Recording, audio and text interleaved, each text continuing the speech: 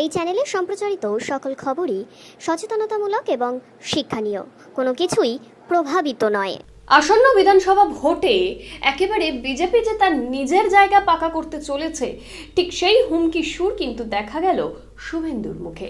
রাজ্যের বিরোধী দলনেতা শুভেন্দু অধিকারী বিধানসভার বাইরে থেকে আজ এমনটাই জানালেন। শোনাবো তিনি আরো কি বললেন। 2000-এ হারিয়েছিলাম, 20,000-এ হারাবো। আর আপনাকে এটাও বলছি, বিজেপি যদি চায়,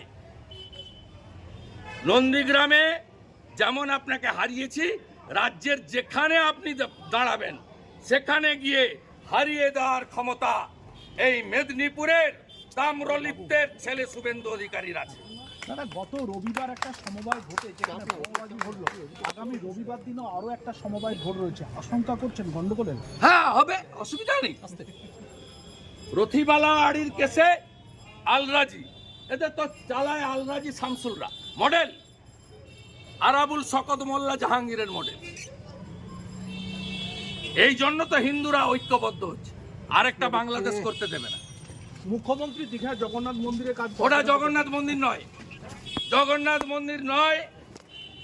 সরকারি টাকায় মন্দির, মসজিদ, গির্জা কিছু করা যায় না, গুরুদ্বারা করা যায় না। ওইটার নাম হচ্ছে শ্রী জগন্নাথ ধাম কালচারাল সেন্টার, সাংস্কৃতিক কেন্দ্র। আপনারা ভুল বোঝাবেন না। আর পুরী ধাম 4 ধামের এক ধাম, পুরী ধামকে নকল করলে হিন্দু মেনে নেবে না, হিন্দু মেনে নেবে না। দৈতাবতীজিকে নিয়ে আসবো, দীঘা সহ মেদিনীপুরে ধর্মসভা করে মমতার ভণ্ডামির মুখোশ খুলবো। আর ওটা মন্দির নয়, ওটা কালচারাল সেন্টার, সরকারি টাকায়। আমরা রাম মন্দির গড়েছি হিন্দুদের টাকায়, সরকারের টাকায় নয়। আমরা নিধি দিয়েছি। কোন ধর্মীয় প্রতিষ্ঠান সরকারি টাকায় করা যায় না, ওটা শ্রী জগন্নাথ ধাম কালচারাল সেন্টার। আর কোন হিন্দু বিরোধী রেড রোডে নামাজ পড়তে যাওয়া মমতা ব্যানার্জিকে বিশ্বাস করে না, করে না, করে না। তাই হিন্দুরা নন্দীগ্রামে ওকে হারিয়েছে, আবার হারাবে।